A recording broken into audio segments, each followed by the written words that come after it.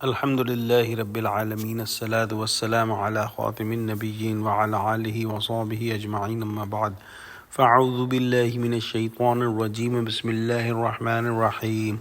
قال الله تعالى في سورة التوبة: ولا تعجبك أموالهم وأولادهم إنما يريد الله أن يعذبهم بها في الدنيا وتزهق أنفسهم وهم كافرون. Translation: And let not their wealth nor their children impress you. Allah only intends to punish them with these things in this world, and their souls will depart them while they are disbelievers. We have studied this topic in a very similar ayah, which was ayah number 55 of this surah. And a person might think that when these hypocrites are so much sinful, why Allah subhanahu wa ta'ala gave them the worldly things like the wealth of the world and children. Allah subhanahu wa ta'ala has given the answer of this question, that the worldly wealth and children are not a nema or gift of Allah subhanahu wa ta'ala for these hypocrites and these disbelievers. These are the things that are kind of punishment for these people. For example, the tasty and nutritious healthy food with lots of nutrients are good for a person who is in good health. But if somebody is on the bed of death and is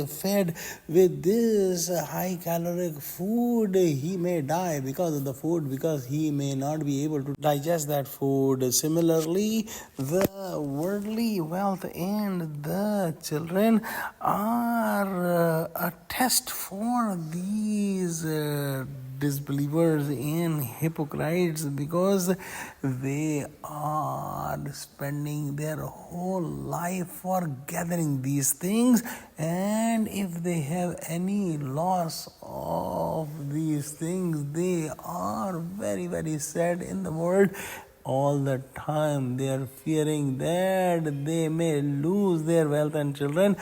All the time they are trying to protect them, but at the time of their death they are leaving everything and seeing the greatest loss with their own eyes. On the other hand, these things like the worldly wealth and children is a nema for the believer.